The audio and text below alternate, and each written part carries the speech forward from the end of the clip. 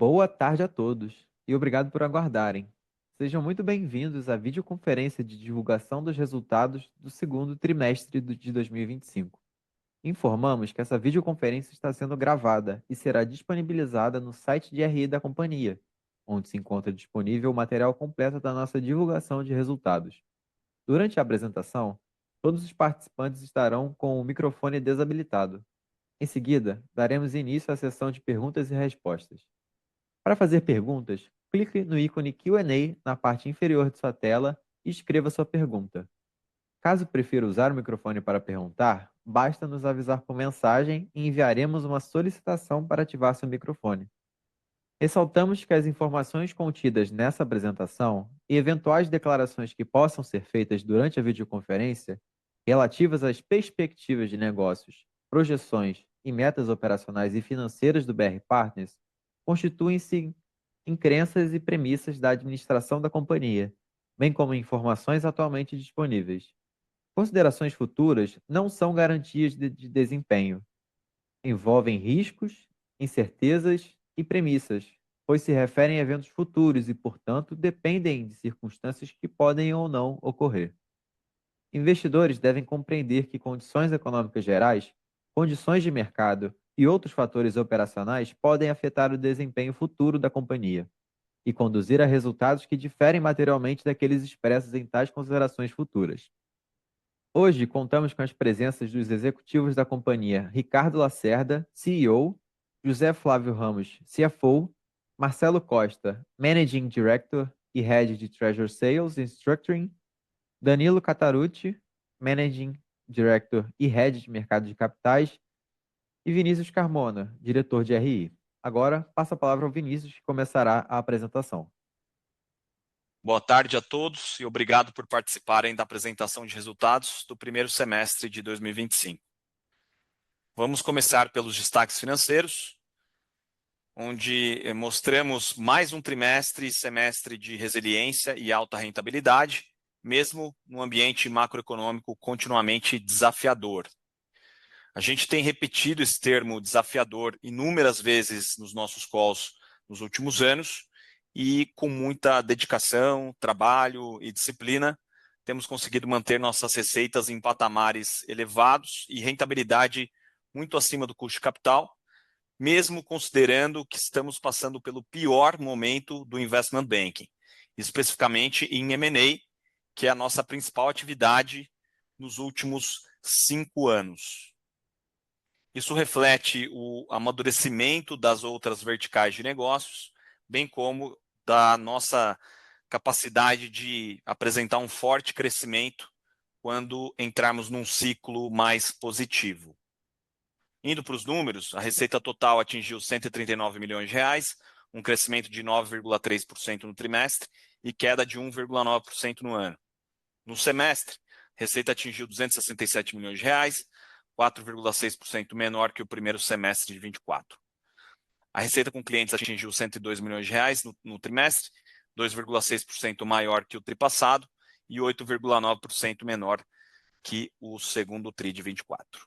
No semestre, a receita atingiu 201 milhões de reais, 3,8% menor em relação aos 6 meses de 24.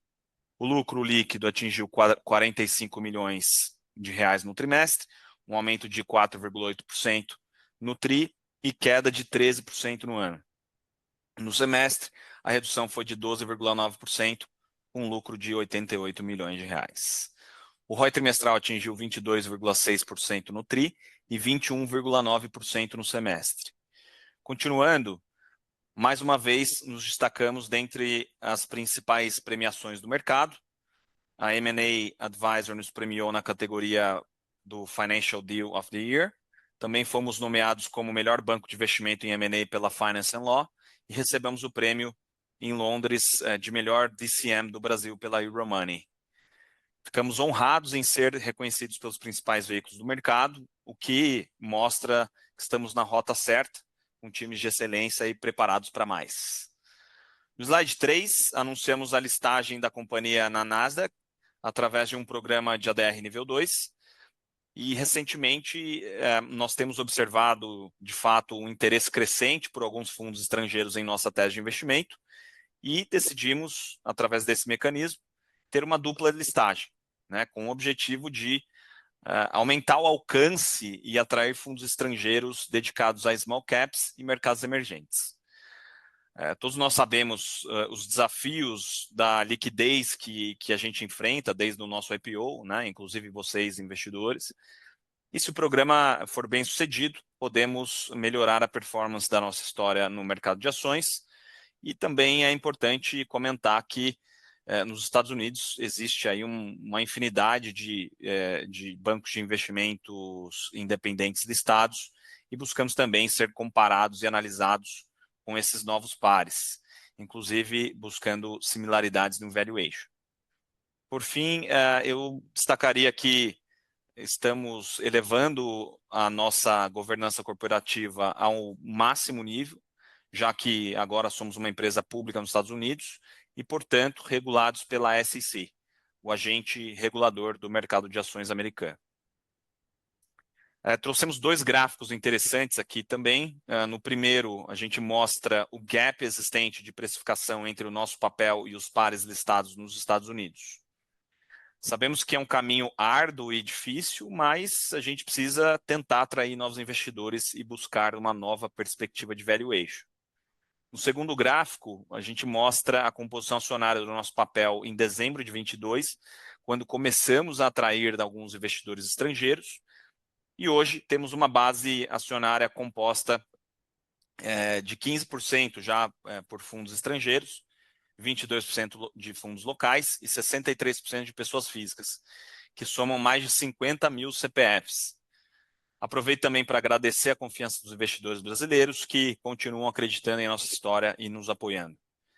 Assim que tivermos mais informações sobre a data da listagem, avisaremos ao mercado. Agora, indo para o slide 4, nós apresentamos as receitas com clientes, que representaram 73% no segundo trimestre de 25 e seguem representando 75% no semestre, assim como no mesmo semestre de 24. Considerando a alta da Selic, observamos um patamar ainda mais elevado, apesar da redução das atividades se comparado aos resultados de 2024. No slide 5, o Investment Banking e mercado de capitais. A gente pode notar uma redução do nível das receitas ao longo dos últimos trimestres, o que está mais condicionado à redução da atividade do Investment Banking, principalmente no M&A, como eu disse há pouco, mas também no Capital Solutions, né, que a gente chamava anteriormente de reestruturação, visto que em 2024 atuamos em deals bem emblemáticos de Capital Solutions. Quando analisamos o semestre, houve uma redução de 9% das receitas, mas com um mix de receita mais distinto. O Investment Banking, apesar de contar com um pipeline muito forte e promissor, tem tido mais dificuldade para converter as transações, a despeito desse cenário macroeconômico difícil. Já o DCM também sente o efeito dos juros altos, mas a gente tem conseguido navegar muito bem no mundo dos créditos estruturados e corporate finance, encontrando soluções complexas de funding a nossos clientes e, assim, temos conseguido compensar parte dessa redução do IB. Agora, apesar de ter sido o pior trimestre de M&A desde 2020, a gente fez 74 milhões de receita no trimestre, contando com esse bom desempenho do DCM, o que ainda é um nível bastante saudável de receita, quando nos deparamos com a situação atual do país e também em comparação aí com os principais competidores desse mercado.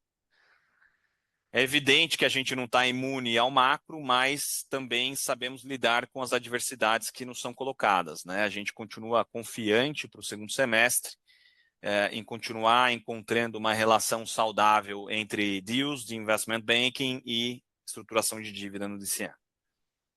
No slide 6, a distribuição das transações nos últimos 2 meses no IB, por setor e tipo de assessoria. Energia, telecom e varejo são os setores de destaque e M&A ocupou 56% das transações dos últimos 12 meses. Nos deals mais recentes, destacamos nossa assessoria à Vivo na estruturação de um block trade e ao grupo Vitem no âmbito da aquisição das AAS, do setor de fibra ótica. No slide 7, mostramos a evolução do volume de emissões no mercado de capitais e como vínhamos sinalizando desde o final do ano passado, seria natural que em algum momento o volume e quantidade de transações começasse a oscilar, dado o nível de juros proibitivos de 15%. Apesar de termos liquidado 6 operações no TRI, conseguimos participar de estruturações maiores e mais emblemáticas, né, com margens melhores. Temos participado de projetos mais selecionados, com perfil de risco mais moderado e alinhamento direto entre o emissor e o investidor.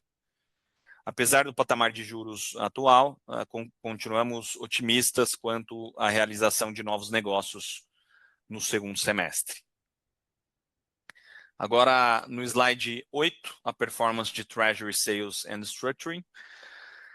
A nossa tesouraria apurou um resultado bastante sólido no TRI, com as receitas superando novamente a casa dos 20 milhões de reais e atingindo 24 milhões no TRI. No semestre, a área apresentou uma receita de 41 milhões de reais, um crescimento de 13% em relação a 2024. A combinação de um amplo portfólio de produtos de flow, dentre eles produtos de câmbio e commodities, contando com o mercado primário de dívida que foi bastante ativo no Brasil nesse período, isso tudo permitiu a estruturação de novos swaps e proporcionou a boa performance da área. Mas é importante pontuar também que a gente tem visto uma competição bem focada em clientes high grade, com compressão de spreads nas cotações de derivativos, o que trouxe um desafio adicional para a área no trimestre. Mas o mais importante é que, mais uma vez, a gente conseguiu fechar um bom TRI. No slide 9, as receitas com gestão de patrimônio. A receita com gestão de patrimônio atingiu 3,8 milhões no trimestre e 7 milhões de reais no semestre.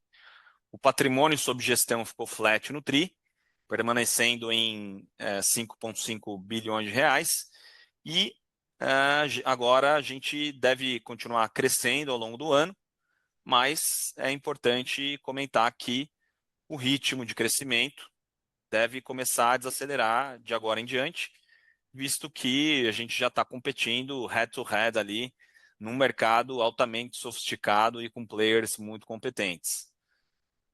Quando a gente olha em 12 meses, a gente teve um net new money excepcional de 1,7 bilhão de reais. Quanto às receitas de capital, atingimos 38 milhões de reais no trimestre e observamos o aumento representativo aí de 33% no TRI e 24% no ano, o que atribuímos principalmente aí ao bom desempenho do warehousing de títulos, onde a gente encontrou a oportunidade, mais uma vez, de fazer uma alocação tática do balanço e oferir um bom resultado. Bem como também aí pelo efeito da alta da Selic, que impactou positivamente o caixa CDI. No slide 10, reafirmamos a capacidade da companhia em adaptar-se a situações diversas e incertezas de mercado. Vocês devem se lembrar que no início do ano traçamos uma perspectiva bem desafiadora aqui, mas ainda conseguimos manter o ROI acima de 20%, mesmo uma Selic média no ano em 13,8%. Isso se deve a uma combinação de resiliência das receitas com clientes, somado a quero enfatizar aqui, uma disciplina no controle de custos da firma, em todas as principais linhas das despesas.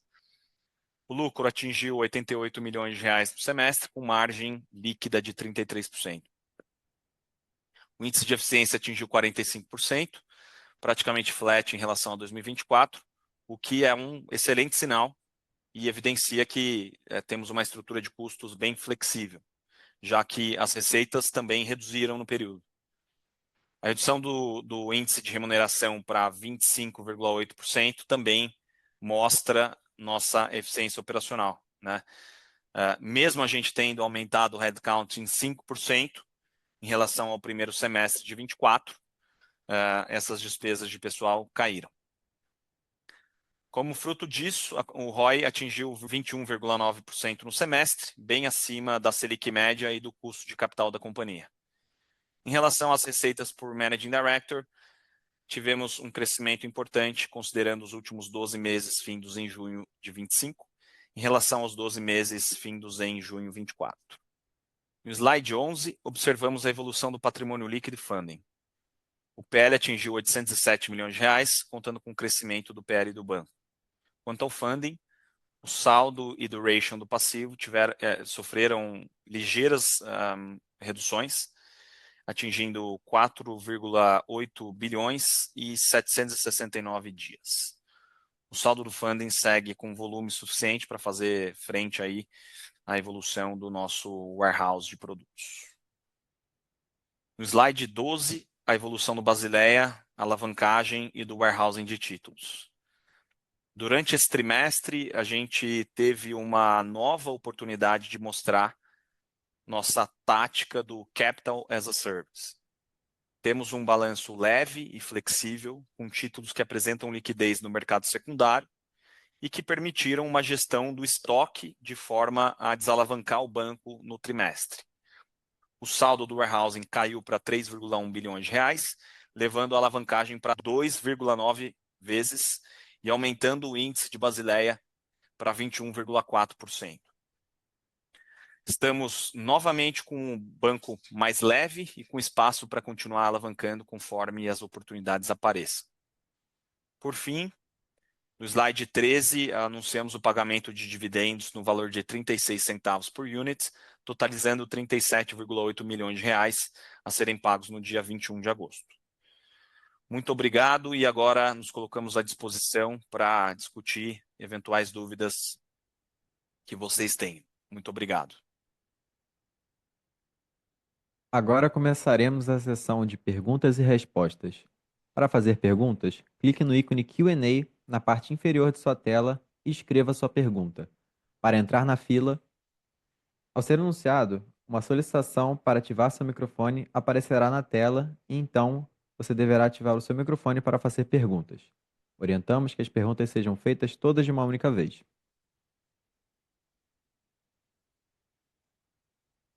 Vamos à nossa primeira pergunta. É do Matheus Guimarães, da XP. Matheus, abriremos seu áudio para que você possa realizar a sua pergunta. Pode prosseguir, por favor. Obrigado pela oportunidade de fazer pergunta e parabéns pelos resultados. Acho que a minha pergunta, na verdade, são duas, né? Uma seria um pouco sobre esse alívio que a gente viu um pouco em Basileia, o que vocês podem comentar e como que a gente pensa isso para frente. E a segunda, na linha de tesouraria, acho que a gente viu um leve aumento no VaR. Se vocês puderem comentar aí como que a gente pensa isso para frente também. Obrigado. Obrigado, Matheus, aí pela pergunta. Acho que falando sobre o capital, né?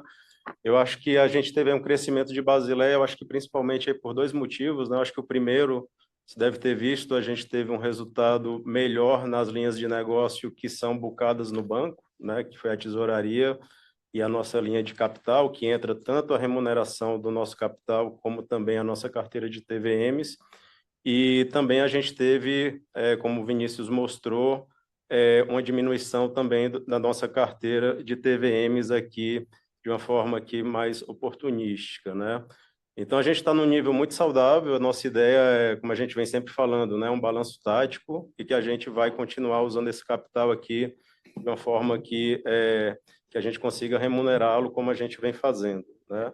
Em relação à parte de tesouraria,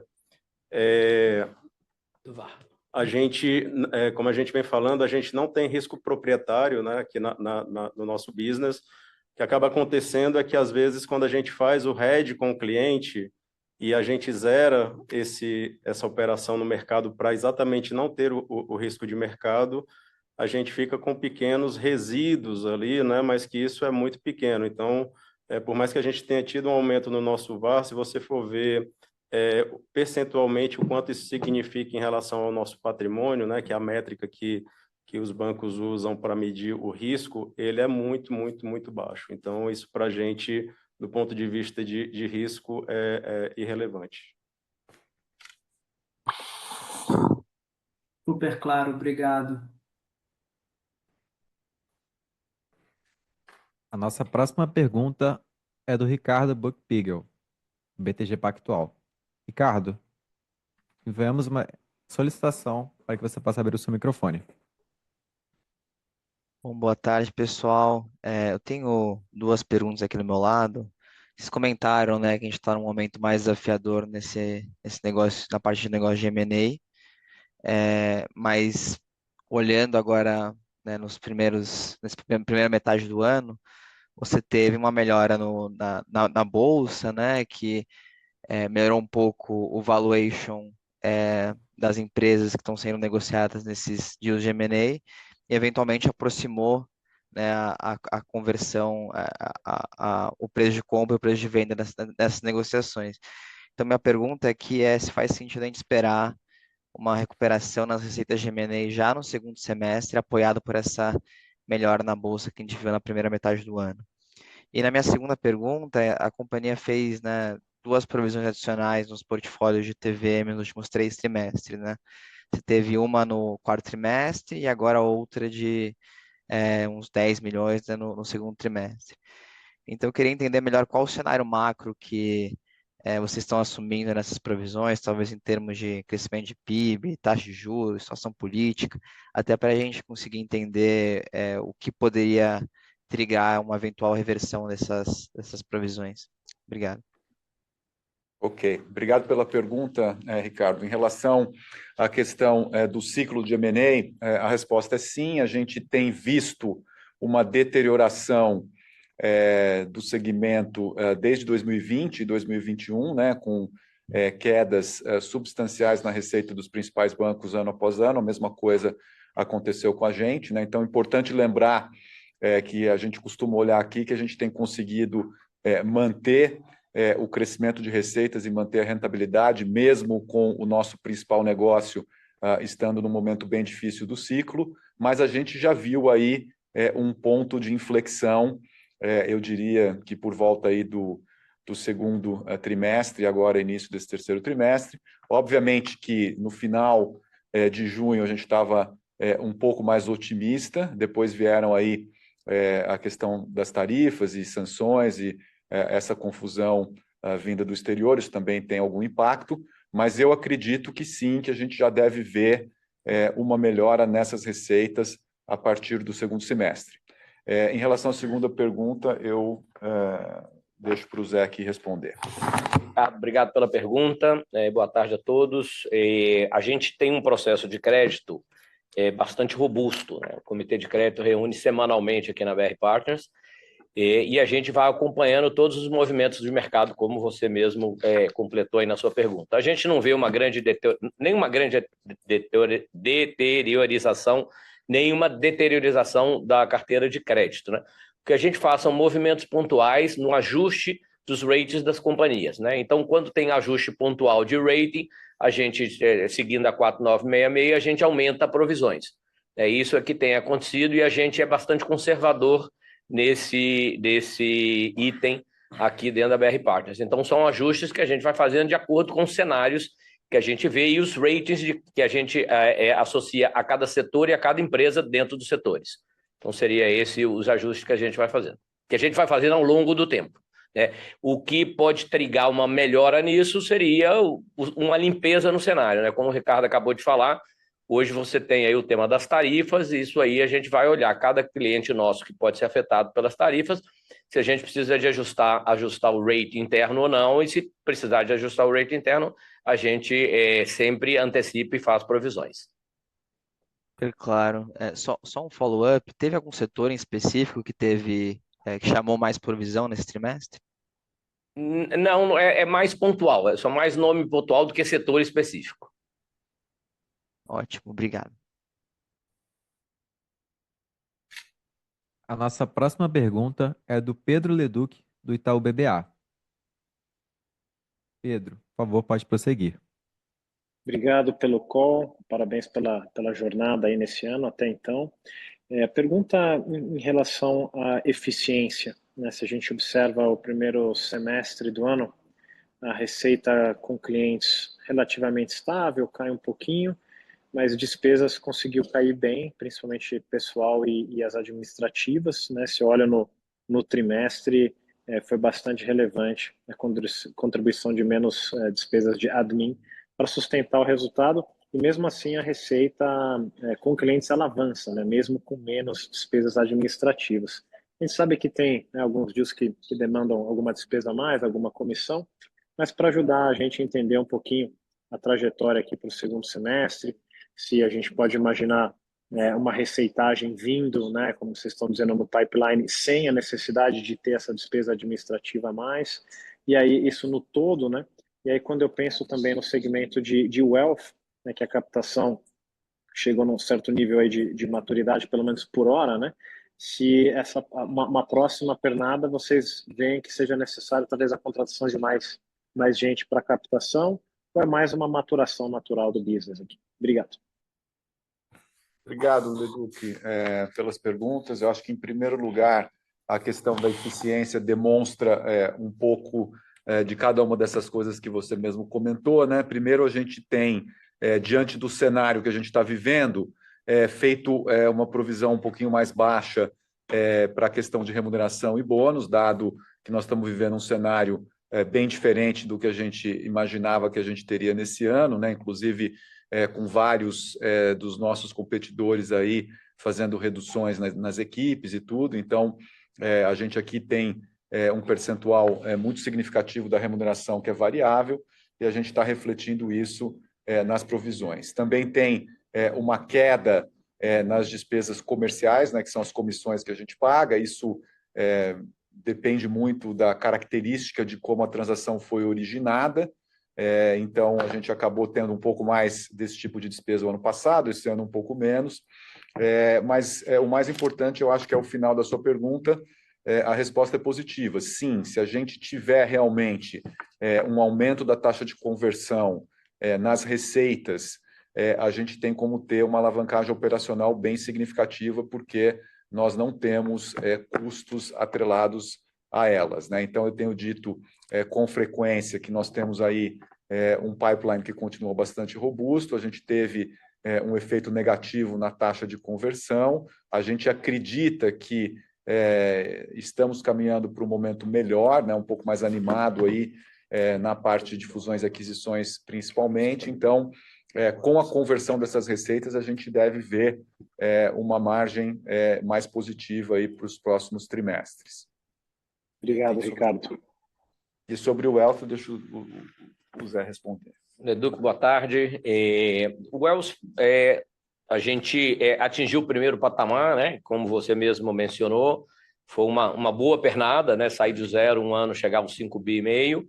A gente teve um impacto nesse TRI também referente ao dólar, que aconteceu no primeiro, agora aconteceu no segundo também, que não é muito relevante, mas a carteira cresceu um pouco. O pipeline a gente continua trabalhando para converter. Não mudamos muito aí do que a gente espera para o final do ano, tá? É um negócio que é tijolo por tijolo, como todos vocês sabem, e a gente está trabalhando aí na construção dos nossos tijolos, né? Do pipeline está bom, e eu acho que vamos ter aí uma boa conversão e vamos chegar num número que tem alguma relevância dentro da nossa estratégia aí para o final do ano. Agora é importante a gente reconhecer, a gente gosta de ser bastante transparente também com o mercado e com as expectativas, né? Que a gente é sempre muito realista aqui naquilo que a gente enxerga. Obviamente que a gente teve um setup da nossa área de wealth que foi extremamente satisfatório. A gente está muito feliz com a qualidade da equipe, com os sistemas, com os clientes, com tudo aquilo que a gente tem feito. A gente conseguiu ter um volume relevante de recursos relativamente rápido, isso muito em função, em primeiro lugar, da qualidade da equipe que a gente trouxe e das relações que essas pessoas trouxeram, né? A gente depois, num segundo momento, também conseguiu agregar um pouco de volume aí, com base em clientes BR Partners que vieram com a gente depois da gente poder oferecer esse tipo de serviço. Mas agora a gente entra, obviamente, num mercado extremamente competitivo, em que a conversão também começa naturalmente a ficar um pouco mais lenta, né? Então, a gente tem aí uma série de clientes que a gente tem tentado trazer, e quem conhece esse mercado sabe que é difícil, né? Você faz um call, uma visita, e é um processo que muitas vezes demora, e também se torna um pouco mais dependente da nossa conversão aí de eventos de liquidez para clientes e tudo mais. Então, eu acredito que a gente tem ali um pouquinho de alavancagem operacional em relação à estrutura que a gente tem, mas a gente vai precisar também agregar mais massa crítica e fazer mais contratações, mas estamos bastante confortáveis de que a gente vai fazer isso também numa situação em que a gente vai estar aumentando a nossa geração de receita e buscando aí atingir uma rentabilidade na área de wealth. Obrigado e parabéns. Lembramos que para fazer perguntas, clique no ícone Q&A na parte inferior de sua tela e escreva sua pergunta. Caso prefira usar o microfone para perguntar, basta nos avisar por mensagem e enviaremos uma solicitação para ativar seu microfone. A nossa próxima pergunta é do Marcelo Mizrahi, analista do Bradesco BBI. Marcelo, foi enviada uma solicitação para que você possa abrir o seu microfone. Olá, pessoal, parabéns pelos resultados, obrigado aí pela oportunidade. Queria voltar no ponto da atividade, né, de IB. Vocês mencionaram no começo sobre melhores perspectivas para M&A, né, mas eu queria passar também um pouco pela perspectiva que vocês estão vendo em DCM, né, assim, se vocês também, se a mesma animação que vocês veem aí no M&A, vocês acham que a gente vai ver parecido no DCM, pensando realmente se vocês veem que essa linha pode ter um segundo semestre mais forte do que ela foi no primeiro semestre. Obrigado. Marcelo, obrigado pela pergunta. Eu diria o seguinte, acho que o DCM, ele começou o ano com bastante incerteza, na primeira metade ali do primeiro trimestre, a gente pegou um pouco da ressaca ali do final do último trimestre do ano passado, e acabou até tendo vamos dizer assim, uma performance melhor do que estava se desenhando no final do ano passado. O mercado, ele está muito líquido, né, por uma questão até de nível de juros, principalmente para operações em CDI. E assim, acho que o que tem acontecido cada vez mais, né, os deals eles têm se transformado em deals de refi ou alguma coisa de investimento que foi contratada há um tempo atrás.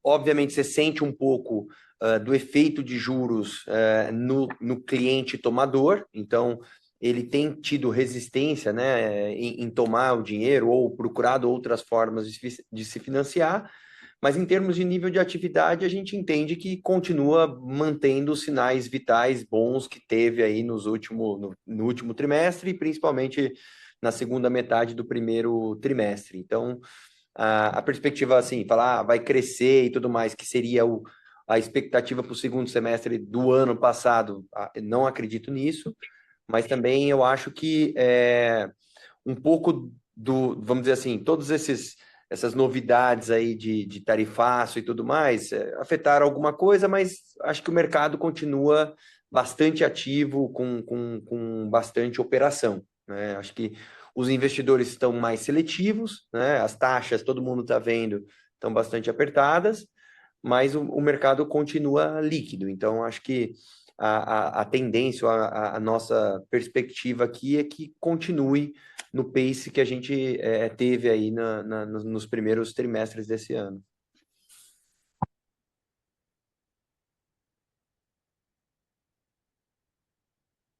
Em termos só voltar nesse ponto, né, em termos de algum efeito, né, de antecipação de volume e fluxo por causa das potenciais medidas, né, de, de IOF, etc., quer dizer, ou do caso agora dos incentivados, né, vocês acreditam que existe a necessidade de fato passar a MP para que se tenha talvez um volume mais forte de incentivados, ou vocês estão vendo de alguma forma algum pipeline mais forte desse tipo de produto?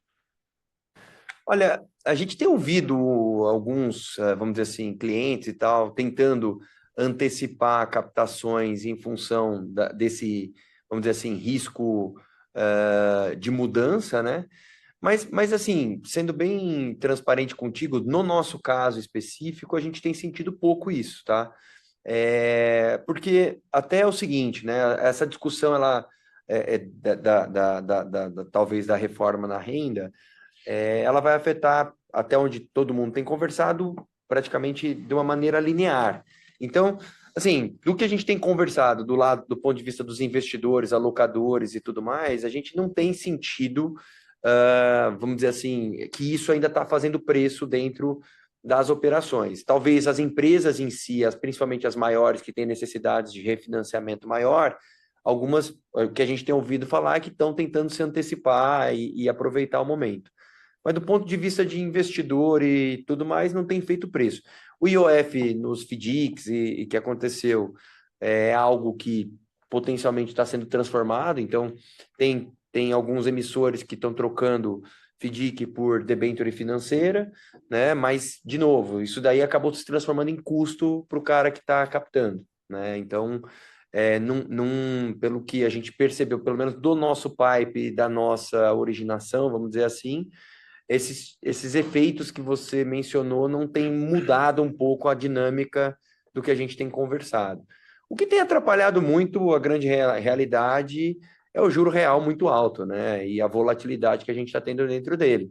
Poderia estar muito melhor se a gente tivesse com um pouco menos de volatilidade e o juro real tivesse um pouco menor, né? Isso daí tem inviabilizado muitas operações, né? Então, eu acho que isso tem sujado mais a água do que necessariamente a questão do ruído político, que obviamente atrapalha, né? Sempre atrapalha, mas é que tem tanto ruído que a gente não sabe mais o que é o que atrapalha mais ou menos, né? Legal, obrigado, pessoal. A nossa próxima pergunta é do Brian Flores, do Citi. Brian, enviamos uma solicitação para que você possa abrir o seu microfone. Boa tarde, pessoal. Obrigado pela oportunidade. Eu queria fazer duas perguntas.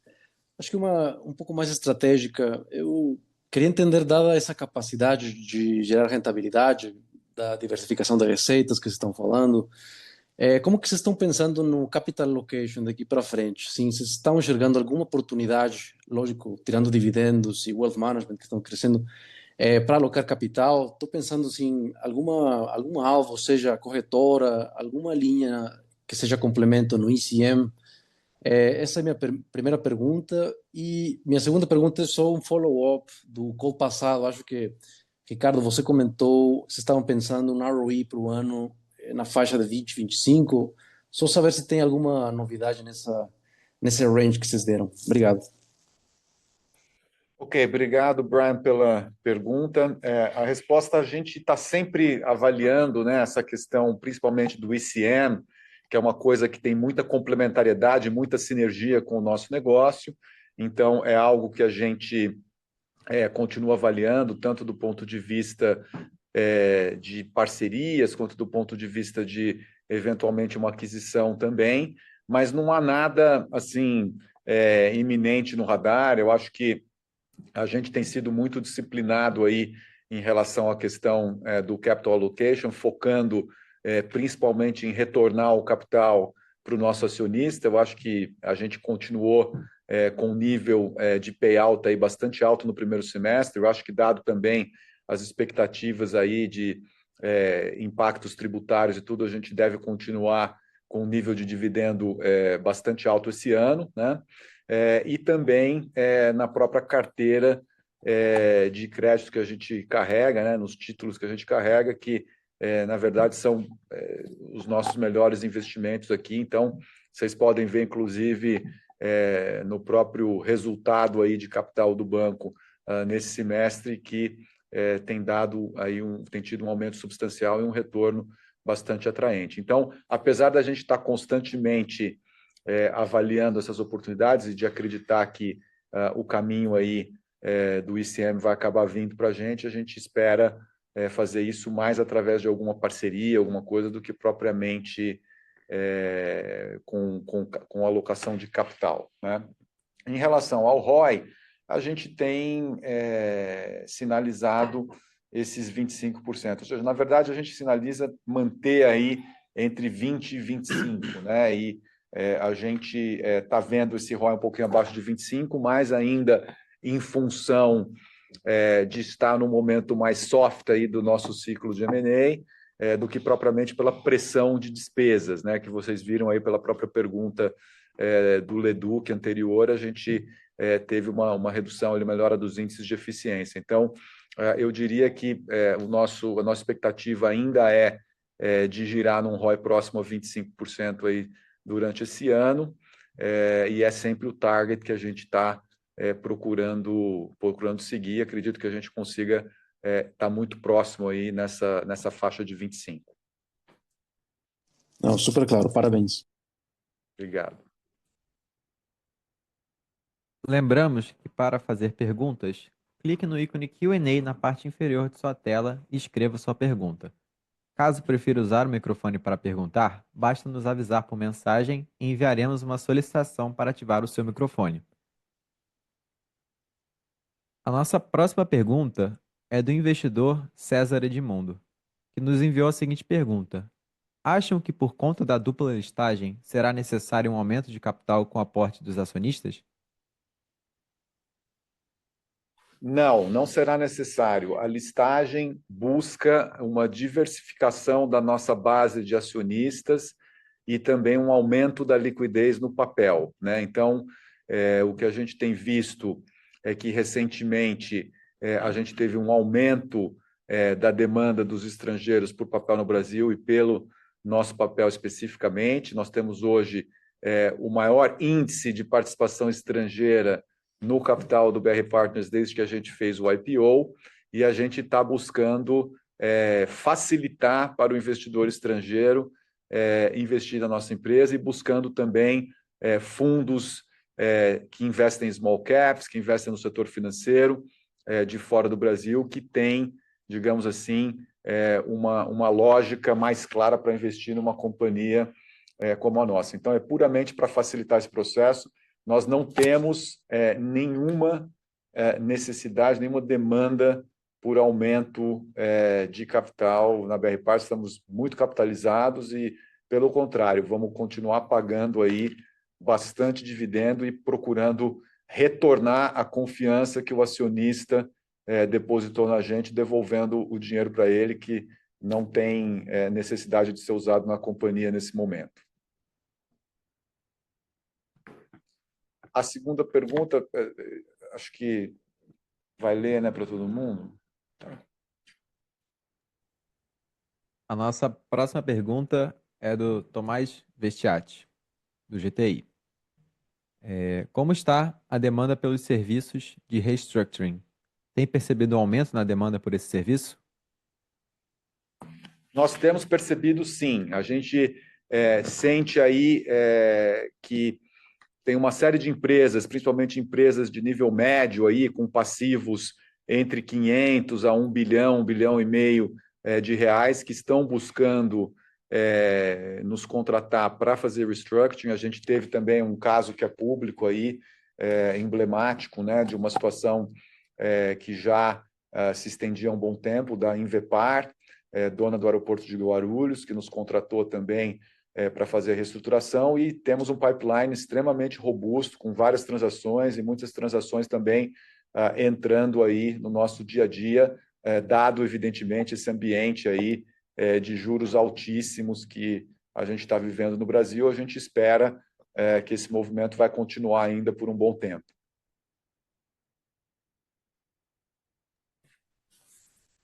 A sessão de perguntas e respostas está encerrada, e agora gostaríamos de passar a palavra para as considerações finais da companhia. Queria mais uma vez agradecer a oportunidade de estar aqui conversando com essa nossa base de investidores, que cada vez tem mais gente, né? Já ultrapassamos aí os 50 mil CPF na nossa base, também uma série de fundos e novos fundos também, tanto do Brasil quanto do exterior. Então, é sempre uma ótima oportunidade.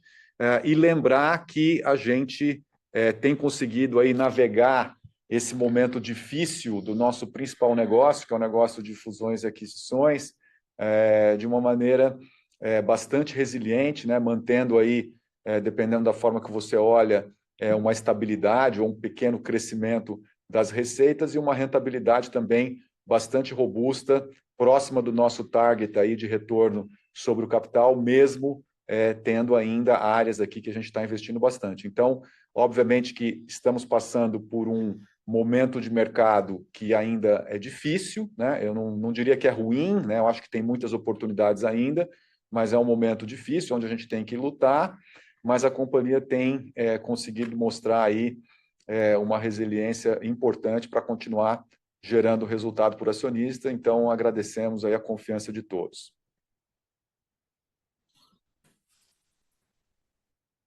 A videoconferência de resultados referente ao segundo trimestre de 2025 do BR Partners está encerrada. A área de relação com os investidores está à disposição para responder as demais dúvidas e questões. Muito obrigado aos participantes e tenham uma boa tarde.